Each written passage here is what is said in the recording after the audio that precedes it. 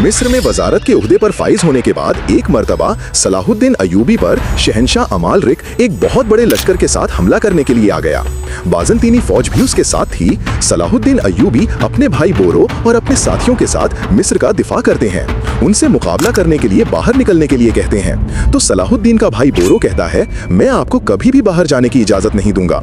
सलाहुद्दीन हैरत से अपने भाई की तरफ देखते हैं और कहते हैं, मुझे जाना ही होगा ताकि दुश्मनों से निपटा जा सके।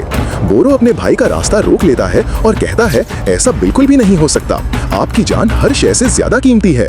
अभी हमें सुल्तान नूरदीन जंगी के बारे में भी कोई मालूमात नहीं है, इसलिए आपको मिस्र में रहना होगा और मैं आपकी जगह पर जाकर दुश्मन से जंग करूंगा।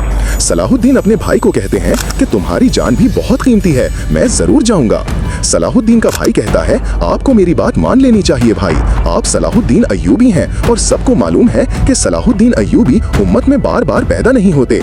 ये था सलाहुद्दीन अय्यूबी से उसके साथियों और भाइयों का मोहब्बत बड़ा ताल्लुक। और फिर सलाहुद्दीन का भाई फौज के साथ दुश्मन का मुकाबला करने के लिए निकल पड़ता है और सुल्तान नूरदीन जंगी की मदद भी आ जाती है। सलाहुद्दीन भी दरवाजा खोलकर अपने भाई की मदद के लिए पहुंच जाता है। दुश्मन चारों तरफ से नरगे में फंस जाते हैं और बहुत मुश्किल से जान बचाकर फरार होने में कामयाब होते हैं।